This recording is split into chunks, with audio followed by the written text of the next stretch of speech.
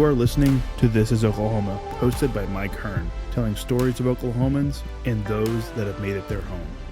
This podcast is presented by the Oklahoma Hall of Fame, telling Oklahoma stories through its people since 1927. Follow them online at oklahomahof.com and definitely on Instagram at oklahomahof. Let's get into today's episode.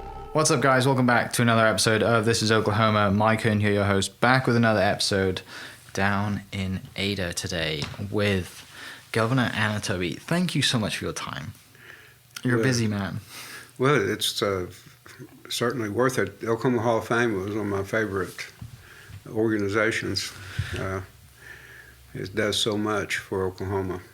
Yeah, they do great work, and it's an honor for me to kind of be alongside them to share, stories like yours and others of people who've been on the podcast.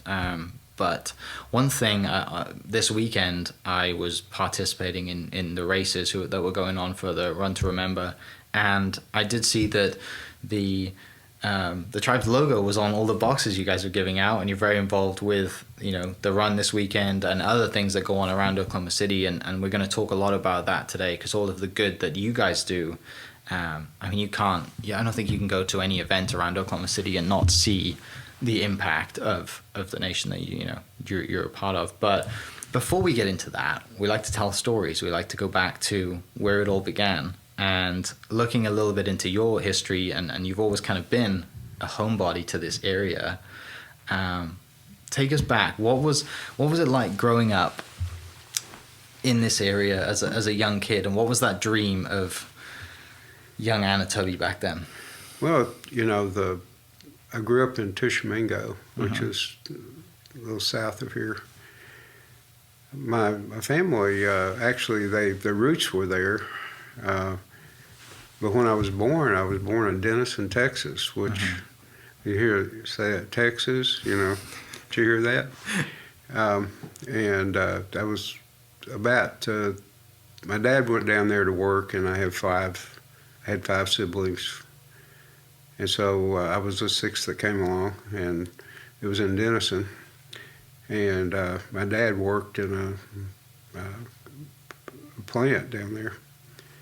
He passed away when I wasn't quite 3 years old, and so the family moved back to Tishomingo. Also, I'd been a Texan. I told the governor of Texas one time I was born in Denison. He sent me a flag to hang. I didn't quite make it to that. But when we moved back, obviously it was losing the breadwinner for the family made it pretty difficult on everyone. Fortunately, my dad was covered well by insurance, but it was still kind of difficult to get by. My mother was pretty certain about how she liked to have things done. She wanted everybody to make it on their own. We didn't take any kind of relief of any kind. But as I grew up, I grew up with that. My mother raised us all. Yeah. And so I had a lot of, I guess there were people in my life that helped me, gave me the father image that I needed. School teachers, primarily. Then in the church, I was raised in the church. And so I had plenty of mentoring along the way. But it was, like I said, it was pretty difficult. We had a strong work ethic, and as soon as you were able to go to work and earn a little money, you were out there earning money. Yeah. So that's how I was raised. And when the family was a loving family. We all got along really well. So each and every one, since I was the last one, they gradually left home, and it was just my mother and I. My nearest sibling was 7 years older than I. So I was almost like an only child for a few years. Yeah. And so my mother raised me too. And we had some, like I said, we had some hardship. We made it through that. I'm not going to go into all that, but we learned how to get by and learned how to work. And when I was in high school, I felt, however, that I really couldn't afford to go to college, and so I had these thoughts that just as soon as I graduated, I was going to go to work somewhere. I was already working, but I meant full-time, regular full-time jobs. So I had this gentleman that came to visit the school system, and he was talking about scholarships, and he made the statement, you can go to college. It's kind of like this whole block went away. You know, I no longer thought, well, maybe I should if I can. So I was in the National Guard, and I went to 6 months active duty after high school. And so during the time that I was on active duty, I sent half of my paycheck back so that I could afford tuition at the junior college or community college in Tishomingo. And so it was my first educational experience in college. Then from there, I got a business degree eventually. I thought I was going to be a football coach and a math teacher. I really liked math. Yeah. I don't know how many people really like math, but I really enjoyed it. I had great teachers in high school, so I thought I was going to be a football coach because I love football too. So that didn't really work out. When I went to Murray College, I had a math class.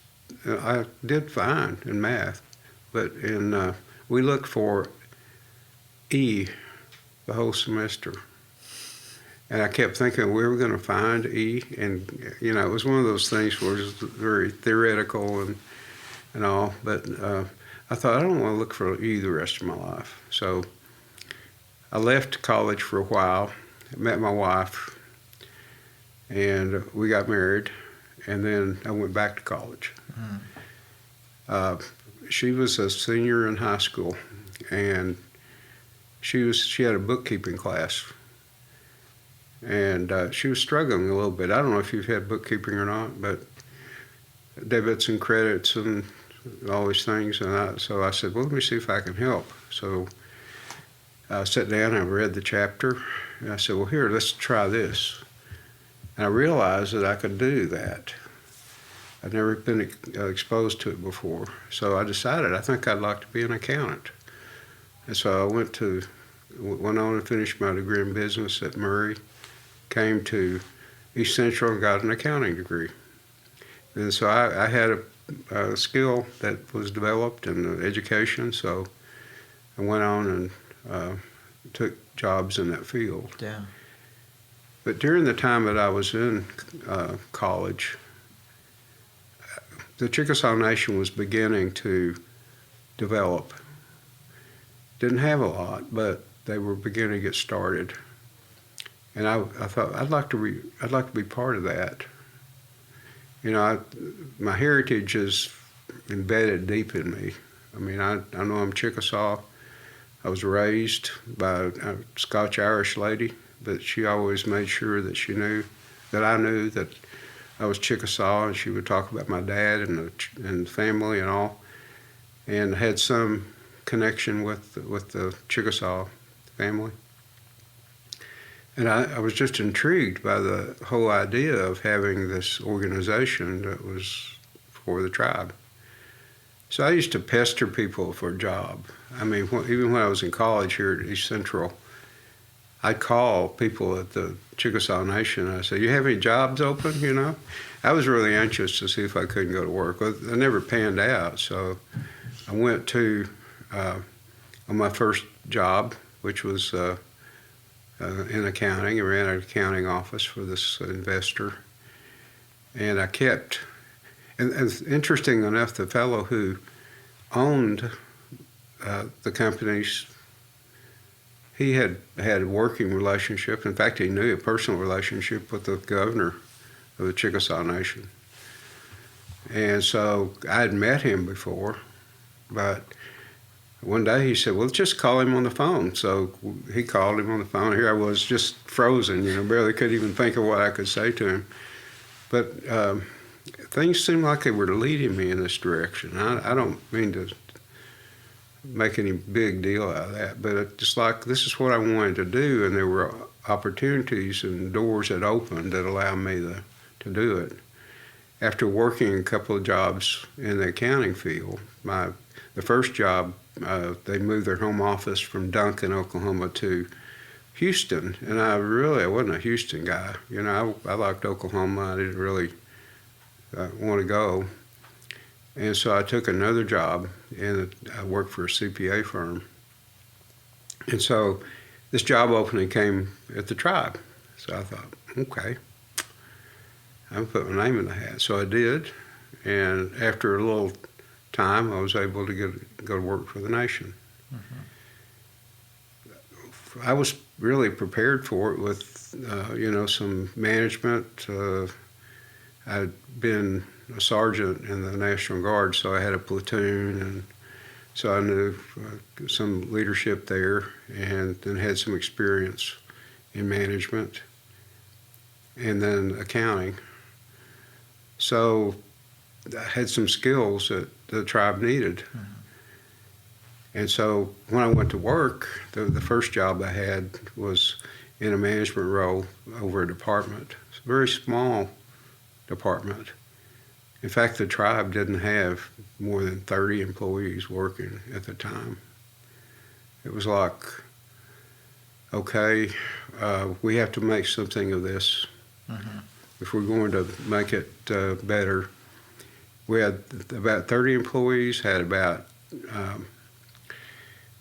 a budget of about $1 million, which that's a lot of money, but it was, as you know, even back then, it didn't stretch. It was federal funds.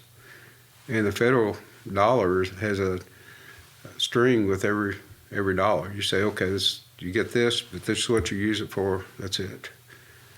And so we knew that we needed to have a little more flexibility to be able to do more things. So we set some goals.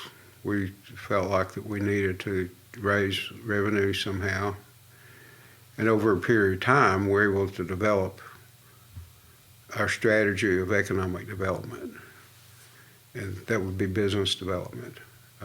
And we saw that as an alternative to the federal funding. So first job as a director of a department, then they wanted to have an accounting department because they were beginning to bring a little more money in. Before, every program had a bookkeeper, so we brought all the bookkeepers together, set up a centralized system. That was the job they gave me. And so that was right down my alley. Had done things similar to that. So as time went by, the role changed from like an accounting director to a controller type job, which is very similar but had more responsibility. Then to a special assistant to the governor, which never dreamed I'd get that far. And special assistant was more of a management role than a support role. And I ended up being over most everything, like an executive director would be, and had to give up some of the accounting as time went by. So by 1979, tribe had its first constitution since statehood, and the governor asked me to run with him as the lieutenant governor. And I remember, in fact, it was just on the other side of this wall where my office was. I suggested to him that I didn't have any political experience. That my experience had been in business and accounting, and you can imagine how some people look at an accountant. They have the things on their sleeves, and they have the visor, are sitting there taking care of business, and you don't ever get out of their office. Well, I wasn't quite that way. I did work with a lot of people, but politically nobody knew who Bill Anoatubby was. But the governor said, well, don't worry about the politics. I'll take care of that. You just keep doing your job. So I said, okay, we'll do it. So I ran with him as lieutenant governor. Didn't know first thing really about politics. I just did my job. But for some reason, he decided that he wanted me to get further out, in the political realm. More than anything, just to be known, I guess. We had another constitution that was passed in 1983, and so I ran with him again. That's a long story in itself about the constitutions. But we ran together again, and here I was, still lieutenant governor. He decided not to run in 1987. You probably see politics at a different level, at the state level or the federal level, where you have a changeover in leadership. I was an elected official, and if I wanted to stay here, I had to run for the job of governor. I was so uncomfortable with that. I was like, I had to get out of my shell. So I took all these courses, to prepare myself, all kinds of things to help me. But I really think what took me over the line was more than anything what I believed in and being able to communicate that to the people. I don't take a lot of credit for anything. You have people around you that really are helping to get the job done. And so I gave them the credit. And when I go to I had to knock on doors and ask people. It was one of the most uncomfortable things I ever did. But after a while, I got the swing of it, and people were inviting and were friendly, and so I really enjoyed that. And I really did want to be able to stay. So I think people saw that. And myself and my running mate, we were elected without a runoff for the governor and lieutenant governor, and that was in 1987. And the job has been challenging. And it's been one that has been, though, very rewarding, emotionally rewarding, because you're able to help people. That's really what keeps me here, is being able to help people and help the organization to be what it needs to be. We went from these 30 employees when I first came to work here to, in 1987, we had about 250 employees.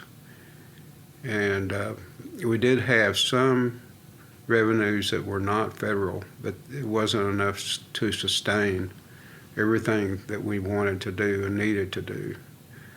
So we began to work really hard at creating new businesses, and we had some things we stumbled. It didn't work out, and you learn from that, probably more so than you do from your successes. But we're able to build the organization, build the structure that we needed, programs and services, and then the arm for the businesses. And the businesses supplied and do supply revenue to the tribe to do the programs that we have.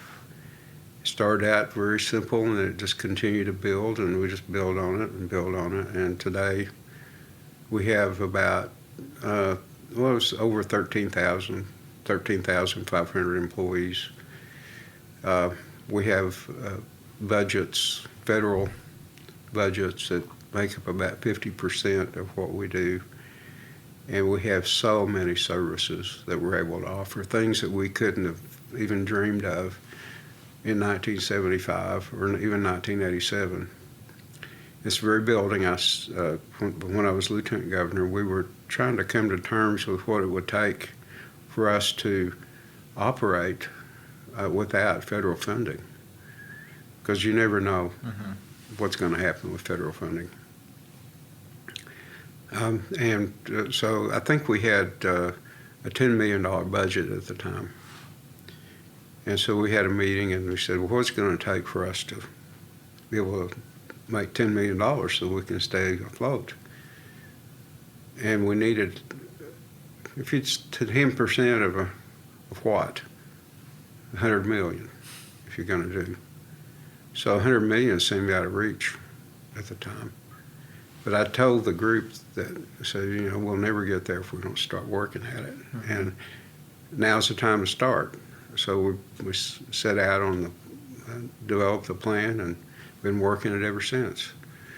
Economic development, self-sufficiency, services to the people in all the different areas of healthcare and education, elder, youth programs, help build this community, not just build wealth, build the community. And then the people we give them opportunities so they can build their own wealth.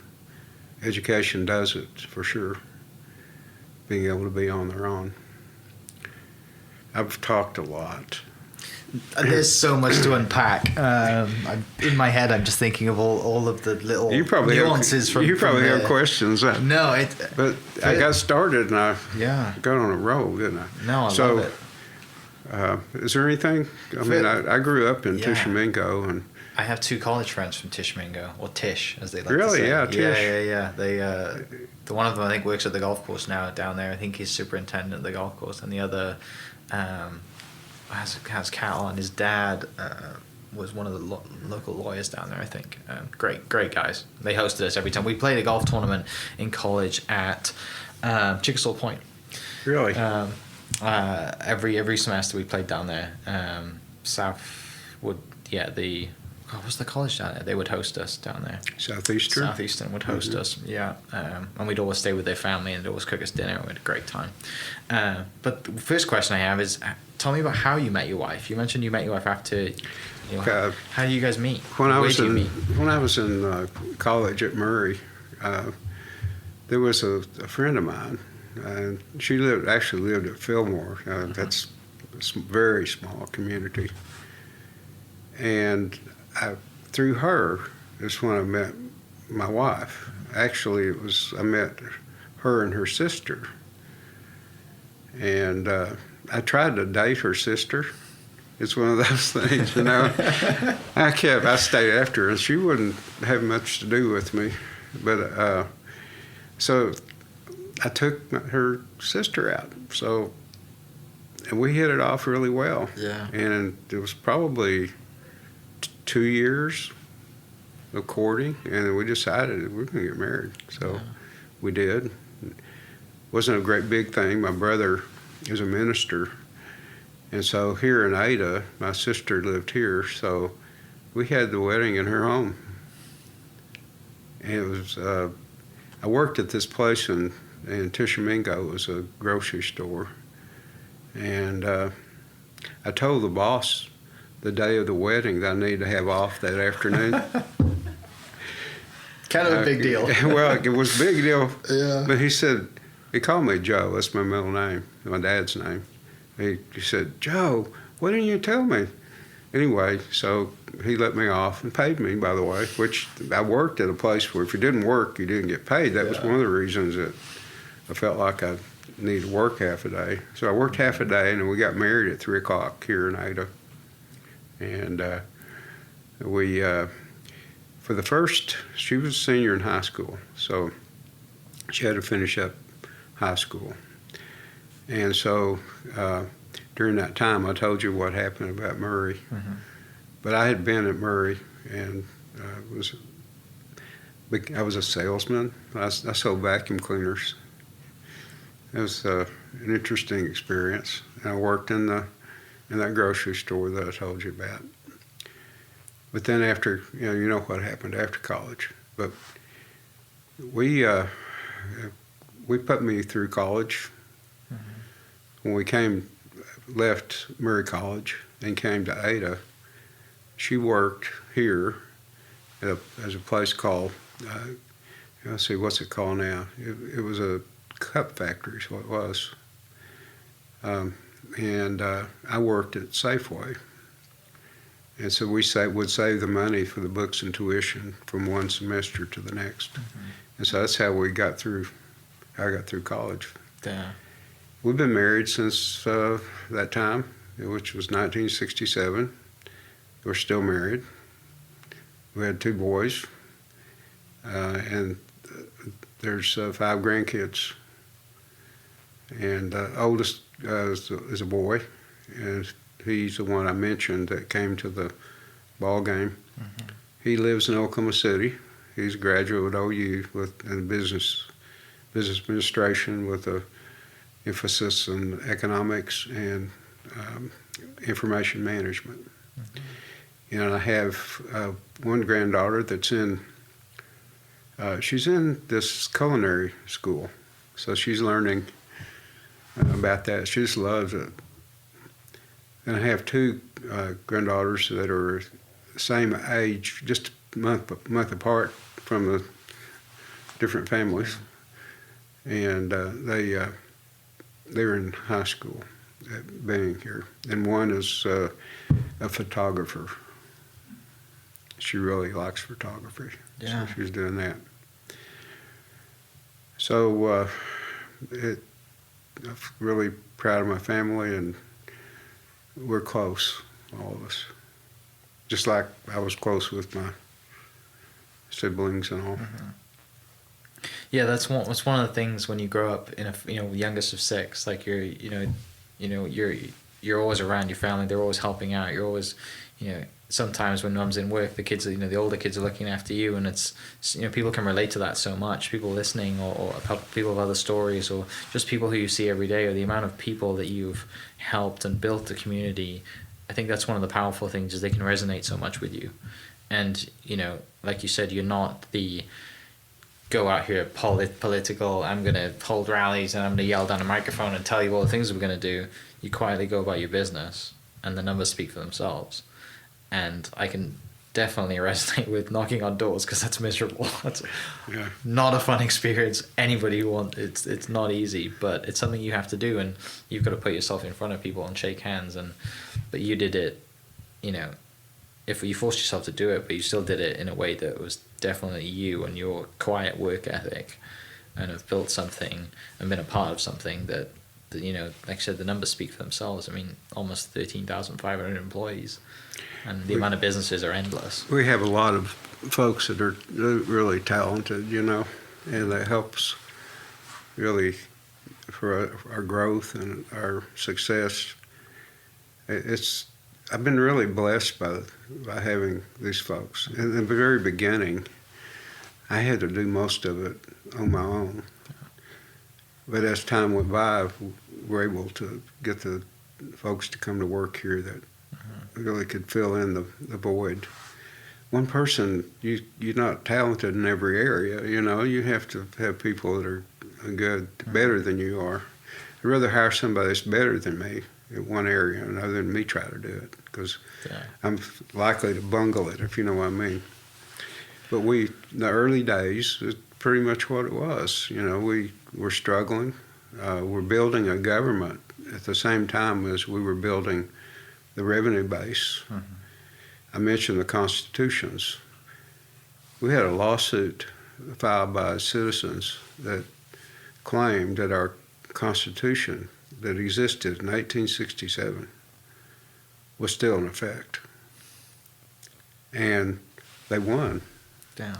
And so I mentioned the 79 Constitution. That was one that we were trying to develop an organizational structure for the government. And when this lawsuit was decided, then we had to reform our government. We had to put the 79 and the 1867 together and come up with one, which was 83. really put us back into for sovereignty. It took us back to the 1800s. In other words, we had the same government, same authorities and sovereignty we had back then, limited by federal law. And so people had to get used to that. We were told for decades, you don't have sovereignty, you don't have ability to make decisions for yourself. You're going to do what we tell you. And that was the federal government. So, and that may be crude the way I said that, but they had rules and they had regulations about how you were going to function. And so when we had this lawsuit, it kind of put everything in a tailspin, and we were making our own decisions. So our people and the people in our government had to make an adjustment to the new freedom and new authorities that we had. Authorities, there were responsibilities that go along with it. So there was a building process of developing the government, the tribal government, to be what it is today. But back then, it was really fledgling. We had operated with one person as the leader, and that was the governor, until we had the '79 Constitution. In 1971, it was the first time that the governor was elected since statehood. So, I mean, it was new. In fact, it's still new. When you think about 1983 until now. Right.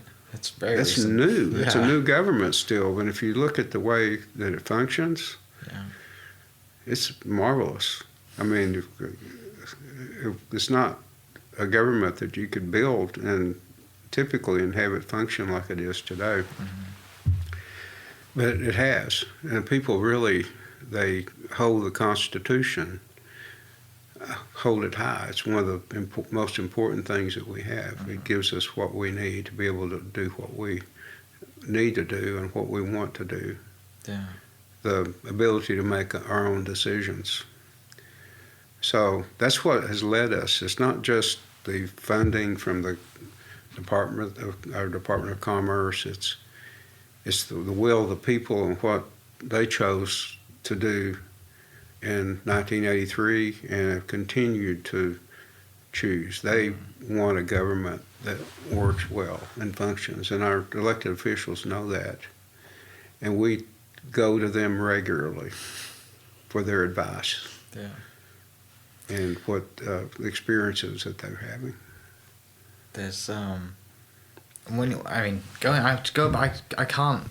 I can't get over the numbers. When you go back to the numbers and you see, and you mentioned it, just kind of like you work on one thing and then we build around that. You work on something else and it's slowly building this, like a snowball effect, to use the analogy.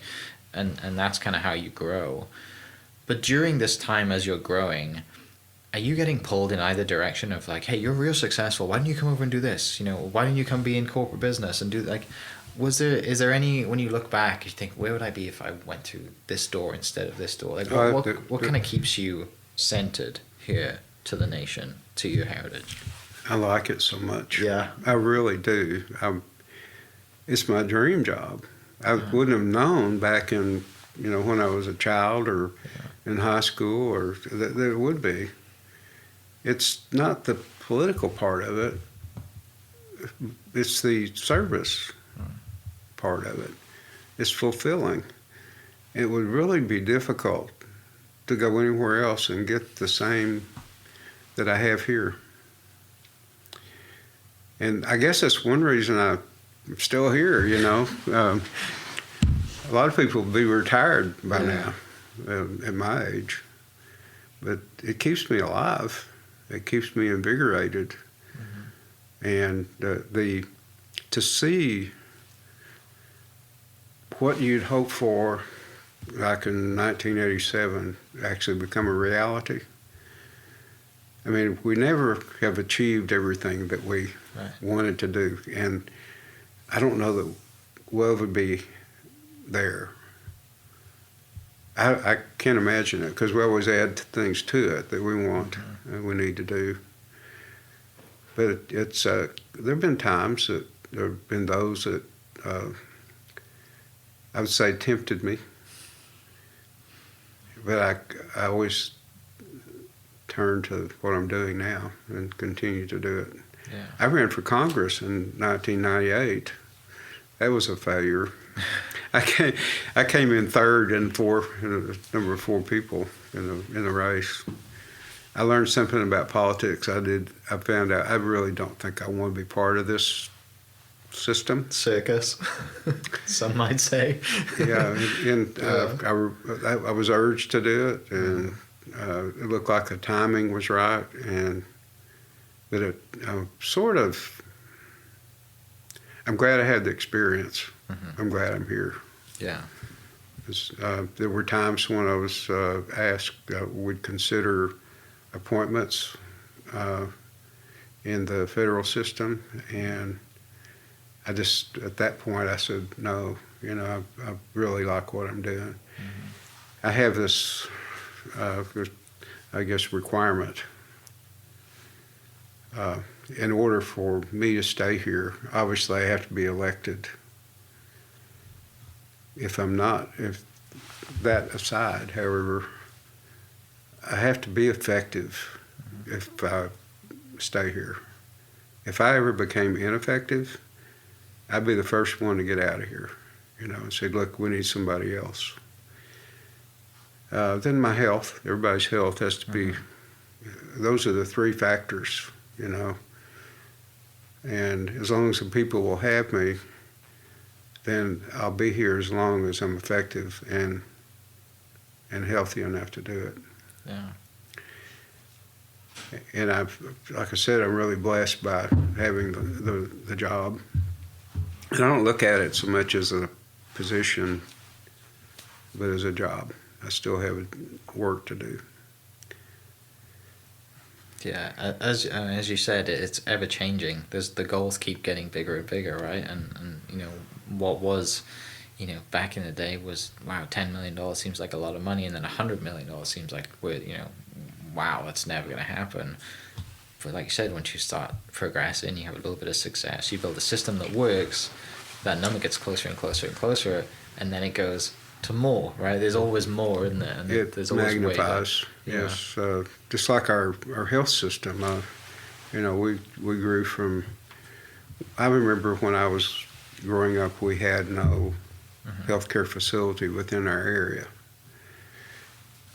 There was one in Tallahena. I lived in Tishomingo. Tallahena is quite a distance from here, and then there's another one over at Lawton. And those were the healthcare facilities that we had. IHS, Indian Health Service, chose to do some things in our area, and probably at the urging of the governor. I wasn't there and wasn't part of that at the time. But they started with a small clinic in Tishomingo, and it's grown now to we have like 4 clinics, and they're not little, and then a large medical center here in Ada. And then we have on the drawing board right now one at Newcastle, which will probably make this one look small. Because of the user population up there is much larger. So, and it continues to grow. But the needs are there, and that's why you do it. And I remember when we had like 50 students on higher education. And now we have about 5,000 students on higher education. Wow. And they're not really grants. They're like scholarships, more so than just a grant. The student has to make it through. So there are incentives. And so things have grown, I guess, incrementally, just a little at a time. And then sometimes it would take off a little bit, just like the medical center here. Yeah. And then we've had, like our seniors, we've always raised our senior citizens up, and many, you don't get to be an elder just because you get older, Right. You have to show some wisdom, but we do have a lot of elders. But the senior citizens, I remember the first program that we had one site. It was right here in Ada, and now we have 12. And so it covers the whole area, and then one of them is in Oklahoma City. So, and everything's grown like that, you know, most everything. Mm-hmm. And so you see the person that goes to that site, and they're enjoying their life. They're getting the fellowship that they need, you know, just like during the COVID, and we're still in COVID, but we're waning a little bit. You had to stay in if you wanted to be safe, particularly in the first months of that. And until they got the vaccine, and even you still had to stay in. But so when people lose touch, they lose part of themselves. They need to really be together. Mm-hmm. And so the seniors, they love those programs. And you see the smile on their faces, and we have these events where they all get together in one spot, you know, and they celebrate Christmas or Thanksgiving, you know, and they just love it. And that is what causes you to keep running for governor when you see those folks. Because it's all about the people, you know, the people that you're serving. And you see those students walk across and get their diploma.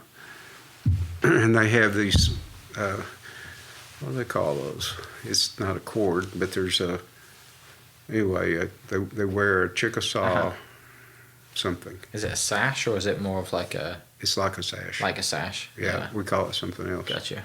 But anyway, you can tell it's Chickasaw. You see them one by one. Out. Yeah.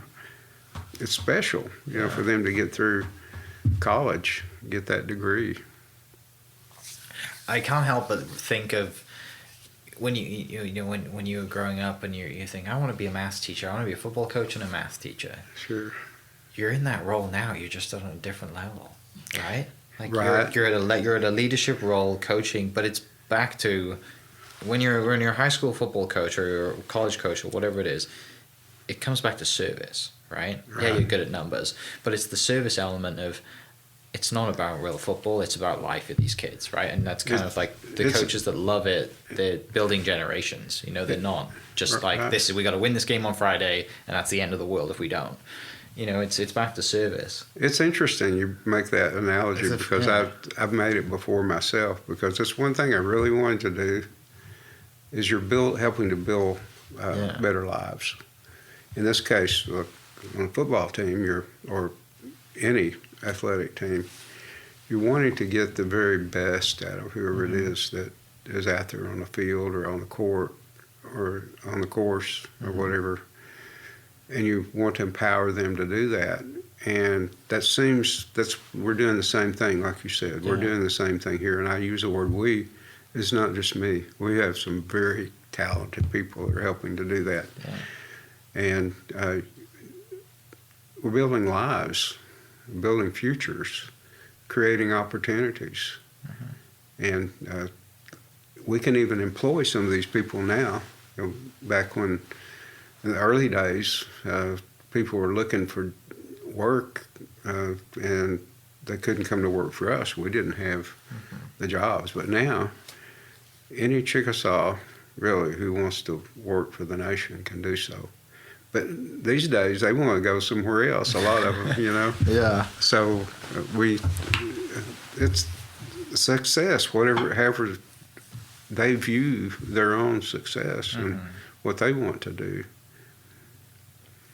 Yeah, I mean, just you're back to what you said earlier of, you know, it's not me, it's we, and it's building a team. And you know, you said doors just kept opening for you when you grow. You know, you're on your path, but when you're doing good for people and it's about a community, then people see that and they're more inclined to open the door if it's we rather than look at me, I want to go to the top, I want that job.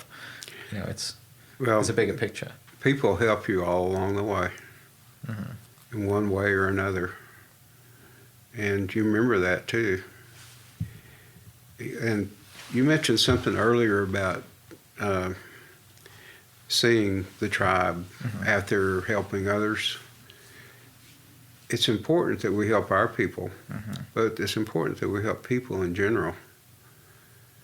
And so we have philanthropic type programs that are designed to help institutions that are nonprofit, that they're doing some really good work out there. And it's important that we build the community that our people live in. We're living side by side with other citizens. And so it's important that we build the best community that we can while we're building the best nation that we can. Yeah. So we can coexist and have a better life. And, you know, the Hall of Fame is special, okay? Yeah, they do great work. Yeah, it's amazing the work that goes on there. And, you know, we certainly lock into the mission, the goals of the Hall of Fame. Oklahoma Heritage Association is that's how I first came in contact with it. In fact, I had a classmate who was the executive director of the Oklahoma Heritage Association back in the 1970s and 80s, before Shannon. And they had a different model back then. They still had the goal of telling Oklahoma's story through its people. But today, this organization has blossomed into something that is much, much more than what it was back then. Better received than what it was back then. It wasn't like it was a hidden jewel. Now it's a jewel out in the open for everybody to see. The museum, the work that they do, and then the scholarships that they provide, all the things that they do, I say do good for the community, do well for the community. And they have all kinds of things for young and old. And it's a really fine organization. And I could go on, but we support the Hall of Fame, and we've tried to help it to be on its own, you know, and it is on its own. Well, several years ago, they needed a little more help. And it wasn't just us, but other people stepped up and helped the Hall of Fame to, you know, be what it is. And now it's kind of out there on its own doing its thing. Yeah. And we all still support the organization with its annual fundraising and all, but it's solvent now. At one point, it needed a little help. Yeah. You and Chief Batten had a big role in last year's induction. You guys were MC in it, right? That was you guys were on stage. That was so fun. Never in my wildest dreams would I have ever thought that I'd be on that stage doing what we did. So it was a really great experience for me. It was like it wasn't ever on my bucket list, but you know, it's one of those things that you get to do. Yeah. It's a real treat. Of course, I've known Chief Batten for decades, you know, even before when he wasn't chief. And so we're friends, and we have similar jobs. So we get along really well. We have connections between the Choctaw and Chickasaw tribe that not all tribes have. Mm-hmm. We have a history that goes way back. The Chickasaws and Choctaws do. But that was really a treat, and we got to, I wouldn't say cut up, we really didn't do that, but we got to kind of take a jab at each other every now and then. That was fun. And he took a jab at me over the movie Montfort. And the next thing I know, there's a picture on the screen behind me. But yeah, that was fun. it's not something that likely people will want to see repeated. But it was fun anyway. Yeah. Well, I've the stories we've just spoken about, like being on stage is, it's not easy. Being on stage in front of 1,200 people in that room there's a lot of, great people in that room, people who do a lot of good for this state and the nation in general. There's, and then you two are on stage and your personalities are totally different. That makes me nervous going on stage. I don't know how you felt, but it's probably nice to have someone there to bounce off. Yeah, it was, I really, now that you mentioned the 1,200 people, it makes me more nervous than I was back then. Yeah. No, But you guys looked like you had a great time. I really was a whole lot more nervous when I was asked to do it than I was that evening. Once you get into those things, you just do it. Yeah. And 1,200 people, yeah. I'm glad you didn't. I didn't tell you that before you went on stage. Okay, I got this little story for you. I helped the Jim Thorpe Association present the Jim Thorpe Award for a few years at the NCAA Awards. Mm-hmm. And I tell you, that was, when you were talking about millions of people, it's a little different than 1,200 even. But I remember the very first time that I presented it, there was this person that was kind of the producer, the director, kind of standing on the side and causing people to go through. And so it was my turn, so I got up in my position. He said, "Don't worry, Governor, there's only 30 million people watching." Break a leg. And I thought, You'll be oh fine. my, you didn't have to say that. Oh, that's cruel. That is cruel. It was cruel. Yeah. I got to meet some neat people through that. I presented the award, I think, 3 times. Yeah. It was, got to meet the players and the coaches, and took my grandson with me too. And he loved it too. A great time. Sorry, sure. I didn't mean to go off. No, that's brilliant. This is what this is for: is to tell stories that not a lot of people know about, and to tell stories that people maybe they can't read about this. This is personal experience and seeing it through your eyes. But moving a little forward, kind of talk to me about your the nation's involvement with the First Americans Museum, and then the whole development, because there's a lot of stuff that's going to happen there. And I think some of the plans have been released about a complex going in, but if you're allowed to share more about it, I'd love to hear what the plans are coming forward, because it's going to be an incredible development. Let's talk a little bit about the museum first. It's something that really came out of something that Governor Billman, back in his second term. His first term, he had 1 term and then he left and went to Senate, and then he came back and ran for governor again and was elected quite handily. But during that term, he was at the Oklahoma economy. They were concerned about diversification, so they had Price Waterhouse come in and do a study.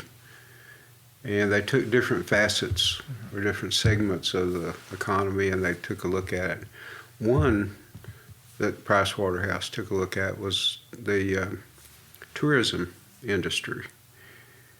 And in their final report, they talked about the assets of the state, and they talked about maybe some gaps. And they indicated that 2 of the most important things that the state had to offer were being overlooked. One was the Western heritage, and the other was the American Indian heritage. That the state could develop tourism in that area that might be very beneficial to the economy.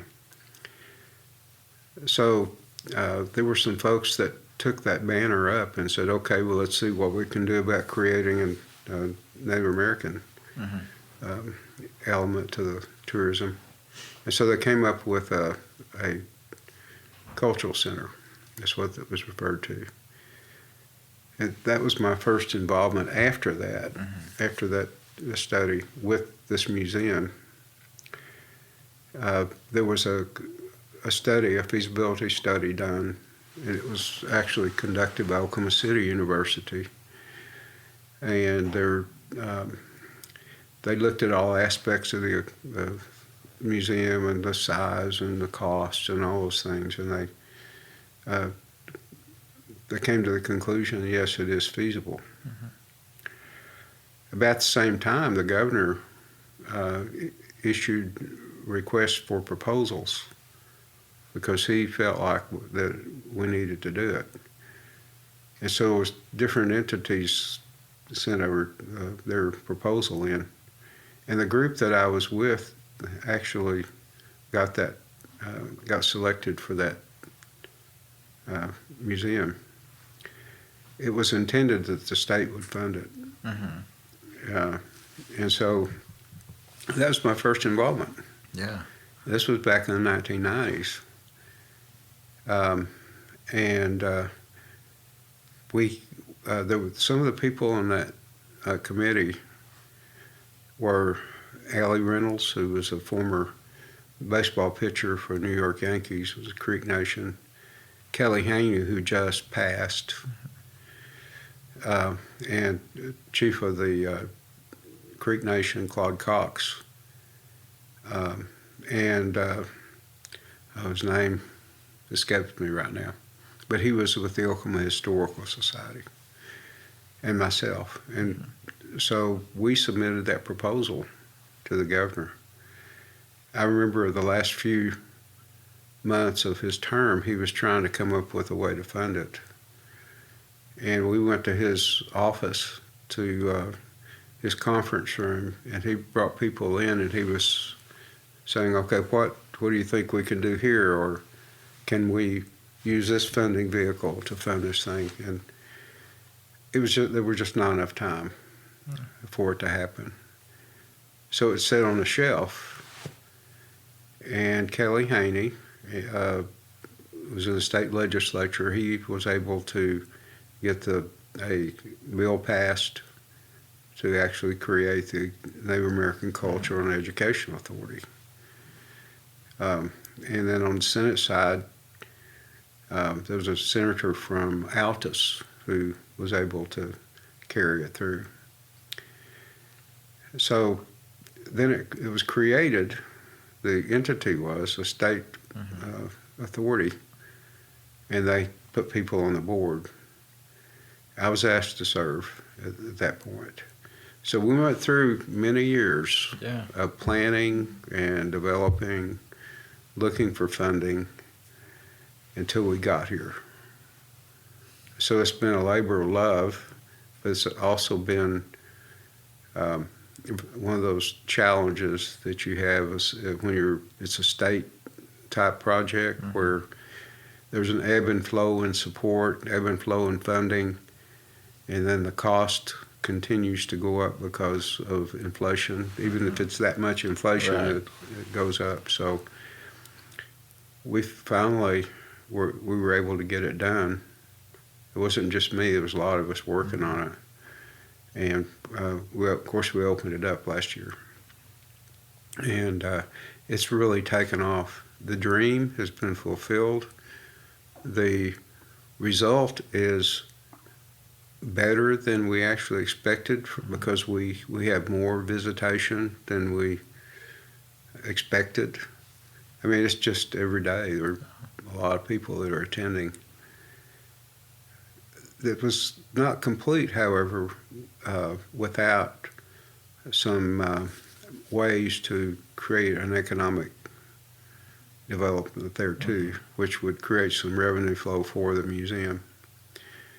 And a couple of years ago, I guess it's been at least 2 years ago, we worked out a deal with the city of Oklahoma City to acquire all the property around it. And this was a business venture from our Department of Commerce. And so they had envisioned a little bit of what you've heard back then, and a little more, because it hasn't been revealed, but on the other side of the museum, on the west side, there will be some development there too. But this project was family friendly to start with. Family, First Americans Museum. And so it was our desire to put together something that would be not only family friendly, but also bring in people to Oklahoma City. We had some talent, again, to put this together and to do the planning. And it is about a $320 million project. We couldn't even dream of a $320 million project in 1987. Okay, it just wouldn't have been something we would even begun to think of. But today we have the resources to help make it happen. And so it's a water park. It's a in-house and outside of the facility. There's also be some other tourism activities going on, including a arts area, and they've already started the dirt work on it. If you drive by there, you'll see it looks even neater now than it did when they opened the museum. And so we should have it finished in 18 months or so. Yeah. And it, again, it's family friendly. Some people think there'll be a casino there. No, there won't be a casino there. Yeah. It's not that casinos can't be made family friendly. It's just that we never started out with that as a goal. It's to help enhance help the museum do better, and all at the same time create a net income.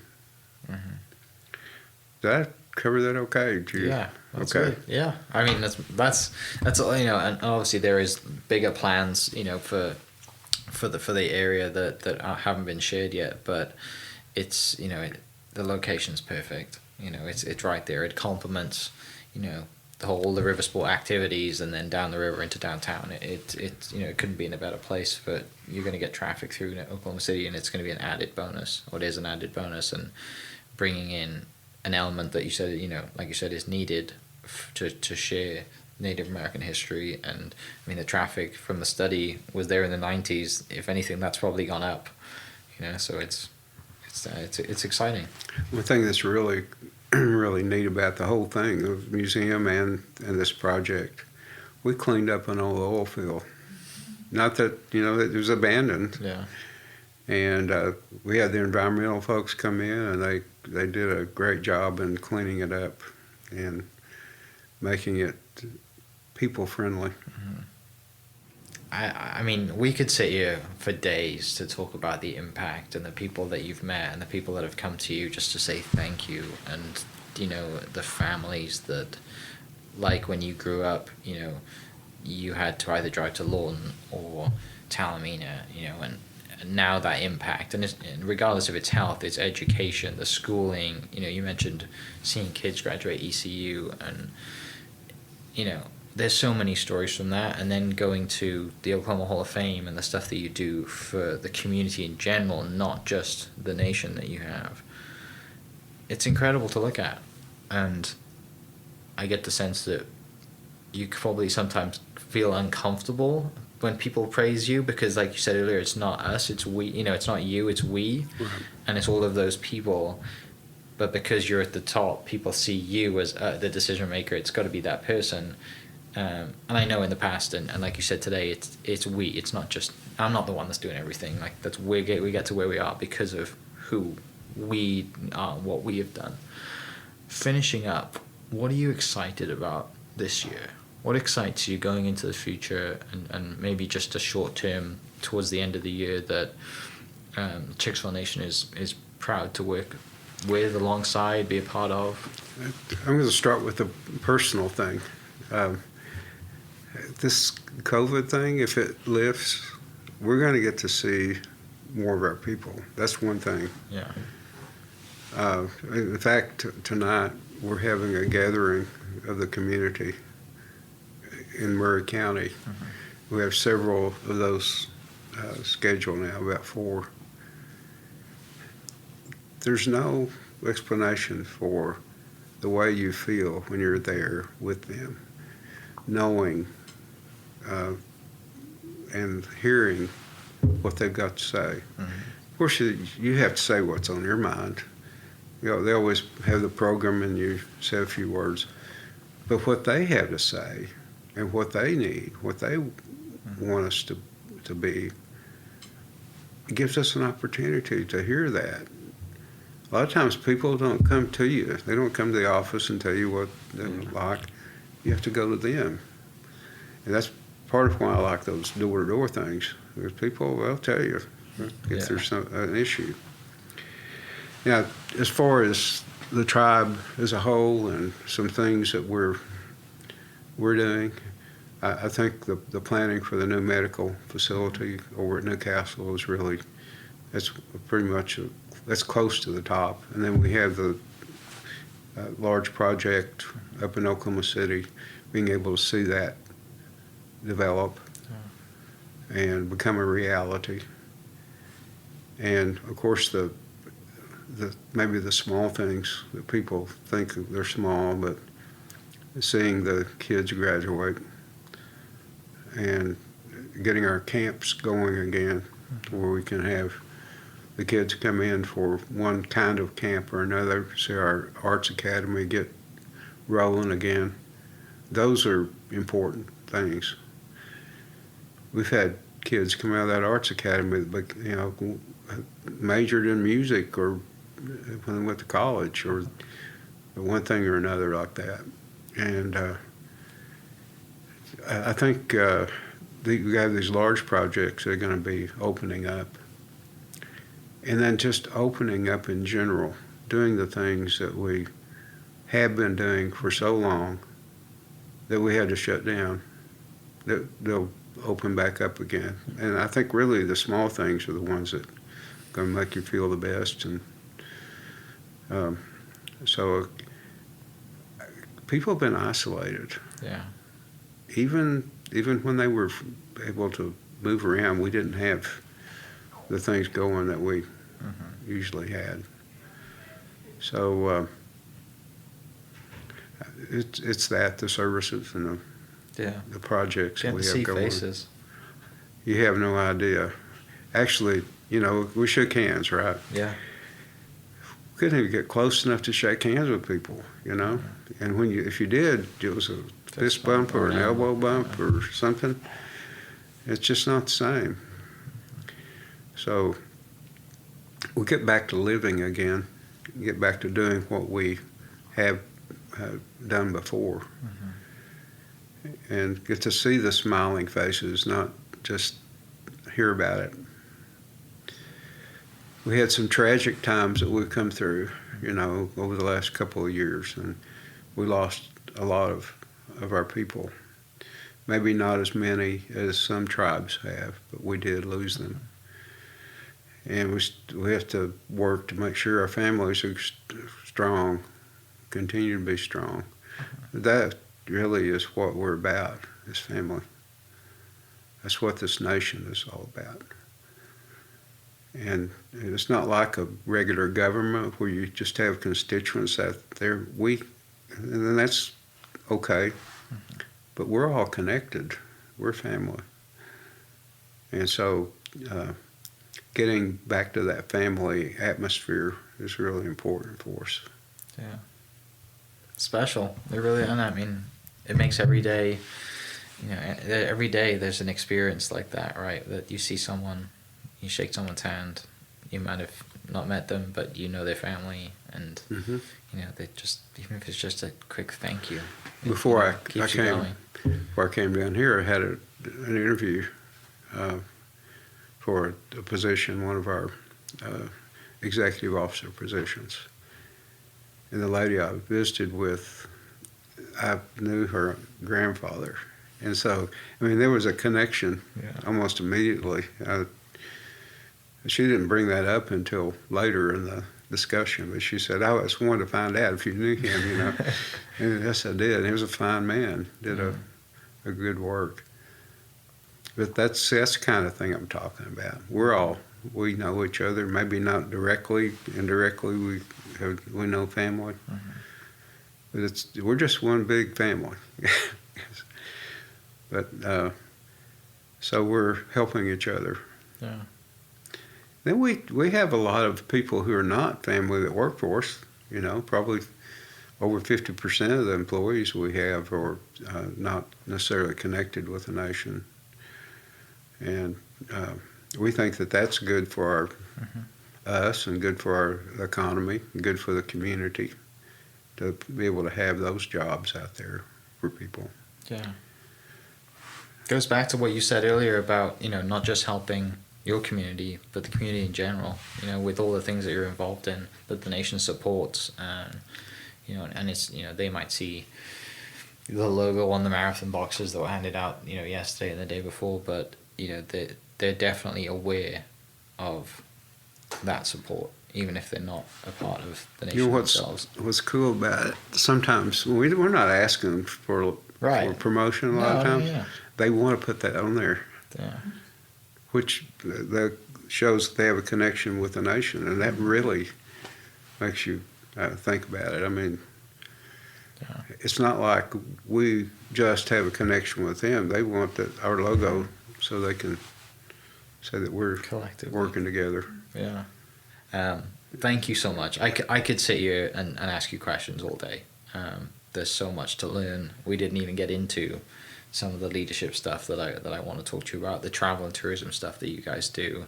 When you just, for people listening, I'll put the link in the description for the websites, and just check them out, because I'll link you to one website and that'll link you to all of the websites, which there's so much work there that you guys can see, not just from a cultural standpoint, but from a tourism standpoint, education. I mean, it's fascinating, and the impact reaches far and wide.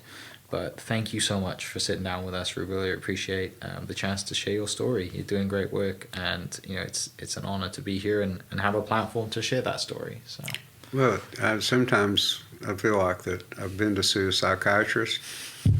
I get to pour this stuff out, and it's not every day that people even ask the questions like that you've asked. It makes you think a little more deeply. You get, I don't want to say you're in a rut, but you have certain things that you do every day, and you don't get to really share like this. And it wouldn't bother me if you just bottle this up and put it away. I don't really. I'm not looking for anything at all. But just being able to share it makes you feel better. Takes you back a little bit, doesn't it? Yeah. And there are a lot of things I didn't share that there's not enough time. But if what you have is good enough for you, it's good enough for me. There's a lot in there, and I'm sure people listening are excited to dive deep into the history and to learn a lot more. But thank you so much, because you gave a lot today, and I appreciate it. Well, sometime if you want to know more about the Chickasaw Nation, this is not an ad, but we have a website called Chickasaw.tv. We have a lot of videos on there about a lot of different things. You could learn more about our people because there are a lot of interviews. You've seen the profiles that we've done on TV. And that just scratches the surface. But there are other things on there that could be helpful. And we've had that for a number of years. And then we have the profiles that we do. That's so cool to hear some of those and see some of those folks. Okay, I better. Thank you so much. I better check in. For people listening, we'll catch you next episode, and I'll put the links in the description. Thank you so much. This podcast is presented by the Oklahoma Hall of Fame, telling Oklahoma stories through its people since 1927. Follow them online at oklahomahof.com and definitely on Instagram at oklahomahof. Thank you for listening. We are inspired by those around us and hope that you are too. Make sure you subscribe to this podcast on your favorite podcast platform and leave us a review so we can keep telling your stories. For more great Oklahoma content, follow This Is Oklahoma on Facebook and Instagram.